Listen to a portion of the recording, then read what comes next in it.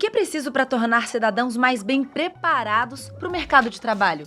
E como deixar a sala de aula mais convidativa para os estudantes? Essas são algumas perguntas que nortearam o projeto Escola SESI de Referência. E esse é o tema do nosso podcast de hoje, do Indústria de A a Z. O papo de hoje é com Wesley Pereira. Ele é gerente executivo de educação do SESI. E ele vai contar para a gente tudo sobre o novo sistema de ensino do SESI, que inclui 39 escolas em 23 estados do país. É isso, vamos juntos!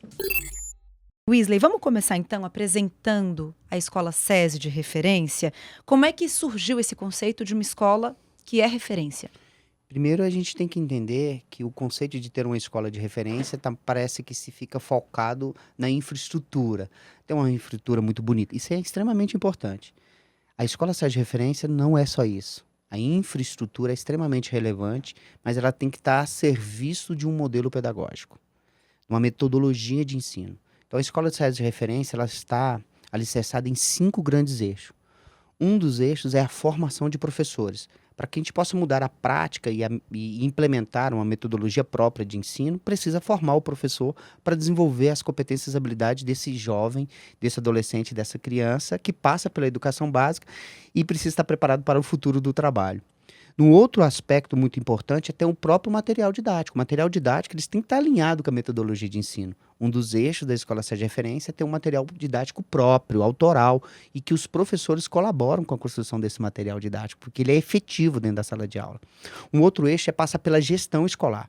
É muito importante que os gestores saibam acompanhar o processo de ensino-aprendizagem, ter metodologias e indicadores de monitoramento para que efetivamente garantam a aprendizagem. Parece que falar que garantir a aprendizagem é uma coisa fácil, mas a gente foi impactado pela pandemia. Nós tivemos um problema sério de aprendizagem que o Brasil inteiro agora está voltado para a recuperação das aprendizagens não adquiridas durante a pandemia. Um outro eixo muito importante e relevante são as tecnologias de educação. A gente não pode colocar tecnologia por tecnologia. A tecnologia tem que estar a serviço da aprendizagem. Um exemplo que eu posso dar é que nossos laboratórios cabem na palma da mão. É um laboratório tecnológico e dá para fazer mais de 500 medições com esse laboratório que está lá a serviço do aluno, que já está alinhado com o currículo e que está dentro da formação do professor. Então é um conjunto. E por fim, uma infraestrutura moderna que organiza esse conhecimento por área. Então hoje na Escola SESI de Referência você não vai ter uma sala de aula por disciplina. Não bate o sino, eu vou para aula de matemática. Bate o sino, eu vou para aula de português. E o professor tem que mudar de sala. Eu sou professor de física. Eu lembro uma grade curricular, assim, um horário de aula em que eu tinha 6 tempos de aula. E esse dia eu dava 6 aulas para as mesmas turmas. Sempre primeiros anos do ensino médio. E aí eu estava dando lei de Newton, por exemplo. Aí eu desenhava todo o processo no quadro, ou preparava um laboratório. Mas quando eu terminava essa aula, eu tinha que apagar tudo, descartar tudo e ir para outra sala. Não. A Escola SESI de Referência é por área de conhecimento. Essa sala pertence ao professor. Quem troca de sala é os alunos.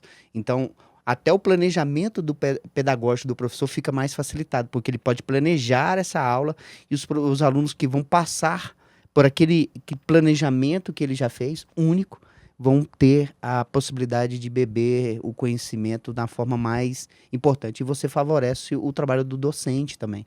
Então, é um conjunto de organização para entregar uma aprendizagem mais significativa. A impressão que eu tive disso que você explicou é que é um sistema que valoriza, né? Valoriza o professor, valoriza o aluno, valoriza a área. E isso é bem interessante, porque nessa nova metodologia, os alunos eles passeiam entre várias disciplinas. É aquilo que você disse que não é mais uma aula específica, é uma área dentro ali daquela sala de aula, né? Vamos falar um pouco disso para o nosso ouvinte? Então, primeiramente é que a organização dos ambientes de aprendizagem, que são as salas de aula, e para além dela tem os espaços maker que as escolas SESI de Referência têm, é que os alunos não são perfilados. A organização não é mais um aluno olhando na nuca um do outro. E não tem só um quadro ali na sala de aula, tem mais de um quadro. O professor deixa de ser o detentor de todo saber e passa a mediar. Os alunos são colocados em várias formas de disponibilização. O mobiliário, só para você entender, que está presente na sala, ele é um mobiliário específico, hexagonal, que ele pode ser feito com duplas, com trio, com círculo. Ele é totalmente flexível, a depender do que se pretende garantir de aprendizagem naquela aula. E na centralidade de ofertar para o aluno uma situação, um problema, e que o aluno faça parte da construção, da resolução desse problema. Então ele se torna protagonista do seu próprio conhecimento. Isso é bem legal. E o que tudo isso que você explicou agora tem a ver com o STEAM? Vamos falar sobre esse conceito? Vamos fazer, esse conceito é extremamente importante para o desenvolvimento das habilidades que nós denominamos do século XXI ou da uma indústria 4.0. A ciclo STEAM é trabalhar com ciência, tecnologia, matemática e artes. Então, toda a metodologia de ensino do SESI está voltado para uma educação maker e para uma metodologia de STEAM, em que é muito mão na massa. É aprender fazendo e tem que ter próximo à mão também tecnologias para utilizar. Nós temos um laboratório de ciência, que é o SESI Lab, que também temos um museu, em que a ciência é muito presente, independente da qual área. Estudar linguagem também é ciência, ciências da linguagem. E isso vai estar... Por exemplo, a sala de linguagem ela tem um chroma key dentro da sala de aula para que os alunos, se uma solução de problema é produzir um conteúdo específico para comunicar, por exemplo, agora nós tivemos uma grande tragédia no norte de São Paulo. Já pensou se nossos alunos tivessem condições de produzir conteúdos para aquelas comunidades, para avisar a eles que naquele momento o alto nível de chuvas poderia ter impacto? Eles aprendem a fazer conteúdos também que conseguem comunicar e entregar informações. É isso, é uma aprendizagem focada em resolução de problemas reais e não problemas fictícios. Porque eu preciso aprender equação de segundo grau e muitos alunos perguntam, quando eu vou usar? Ele aprende a equação de segundo grau porque ele sabe que aquela equação vai resolver um problema, por exemplo, de remessar um lixo com a parábola certa para que no lugar correto. Então, isso está tudo sendo colocado numa organização curricular que tem o STEAM como princípio da aprendizagem. Tudo isso tem a ver com a criação desses alunos que são makers, né? Que garante que os alunos saiam da escola mais preparados para diversas situações da vida, né? Exatamente.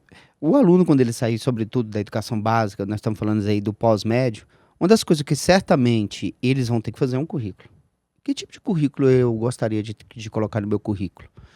Vamos supor que ele entra como estagiário em qualquer empresa. Ele vai ter uma situação em que ele vai ter que talvez não seja do conteúdo, mas seja de habilidade socioemocional, trabalhar em equipe, saber ter escuta sensível. Eu posso discordar, mas eu não significa que discordar significa que eu estou contra o outro. Eu posso discordar com base de ciência, com indicadores. São também elementos muito importantes para o ensino-aprendizagem desses estudantes. No processo em que eles estão resolvendo problemas em equipe, tem momentos em que eles vão ter que negociar entre eles qual é o melhor caminho para a solução. E muitos vão ter que deixar um caminho que ele acredita em benefício em trabalhar em equipe. E se esse caminho que eles escolheram não for o mais efetivo, não faz nenhum problema. Ele pode voltar porque é um planejamento e tomar outro caminho que o outro. E isso ele começa a entender que esse é o mundo real, que na vida real, em que ele vai encontrar é exatamente essa forma de trabalho e de resolução de problemas.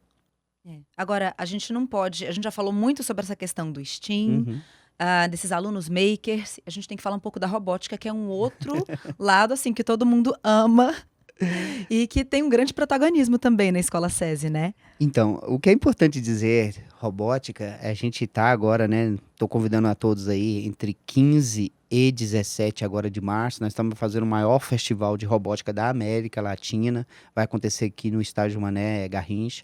Esse festival acontece há mais de 10 anos, mas ele acontecer ali no eixo Rio-São Paulo. É uma maneira também de a gente trazer a popularização do ensino de robótica para outros lugares do país. E agora nós estamos no Centro-Oeste, eu quero convidar a todos que vão, visitem, não percam essa oportunidade. Mas o ensino de robótica no SESI, ele está alinhado com o próprio currículo. Desde a educação infantil ao ensino médio. Nós já trabalhamos com o ensino que nós chamamos de um programa SESI de educação tecnológica. É transversal, temos material próprio, que é um dos conceitos da Escola SESI de referência. E o Festival SESI e os campeonatos de robótica é a culminância de todo um trabalho pedagógico que existe na escola. Faz parte do currículo. E trabalhar robótica não significa também dizer que é só trabalhar com coisas de tecnologias de ponta. Quando eu faço um mapa mental e proponho uma resolução de problema que tem fases de resolução, eu estou colocando o pensamento computacional e o pensamento científico em ação. Isso é um dos conceitos para o ensino de robótica. Isso é importante. Então, desde a nossa educação infantil até o nosso ensino médio, até a educação dos nossos jovens e adultos também, tem isso no seu próprio currículo. Que legal. E para implementar a robótica, teve que fazer algum tipo de mudança física na escola? Nenhuma mudança física na escola, nós temos esse processo implementado dentro do nosso currículo há mais de 10 anos, faz parte do próprio currículo do SESI, e qualquer escola brasileira pode fazer o processo de implementação do conceito do ensino de robótica. É lógico que o avanço do progresso do ensino-aprendizagem, a escolarização da educação básica, ela é longérrima, são 13 anos de escolarização, desde o início do primeiro aninho até o terceiro ano do ensino médio. É lógico que a escola que tem essa longevidade como rede de ensino precisa evoluir o processo de ensino-aprendizagem conforme a evolução dos seus estudantes.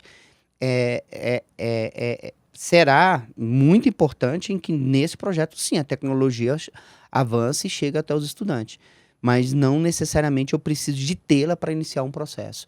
Nós temos algum exemplo claro disso, que é a Débora Gafanhoto, que foi uma das, concorreu aí como fosse o Oscar da educação brasileira, e ela fez robótica de lixo e em escola pública. Então a gente precisa inovar o processo de ensino-aprendizagem, e esse é o conceito fundamental e principal que está por trás da Escola SESI de Referência. Eu gostaria de focar aqui na formação dos professores. Qual que é a importância, qual que é a visão que o SESI tem? Nada pode ser mais importante no processo de garantir uma criatividade, de uma inovação curricular e de uma entrega de aprendizagem, nada mais importante do que o professor. Isso é a primeira coisa que tem que ficar clara. Tudo isso passa por uma boa formação de professores.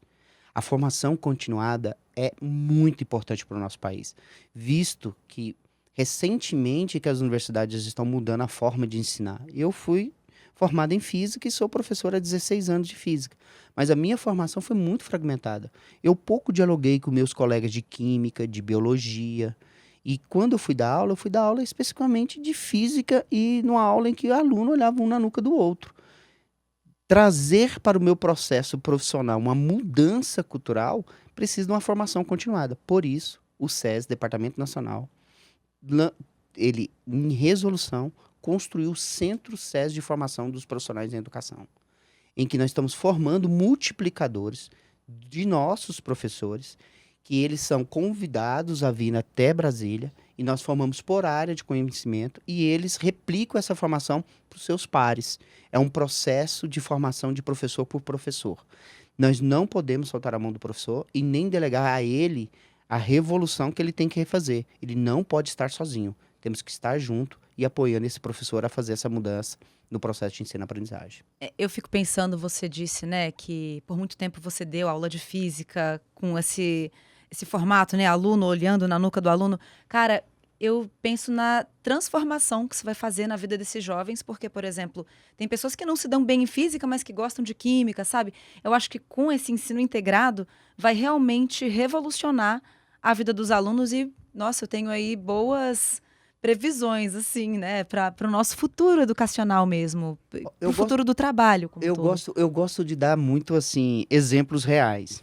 Vamos supor que você vai ensinar na física a questão da massa dos elementos, né? Nós sabemos que o ouro tem uma massa maior, uma densidade, do que a prata, que foi todo um problema que teve com Arquimedes lá, da coroa que foi falsificada ou não, usou outros elementos químicos que não deveria usar e deveria usar só o ouro.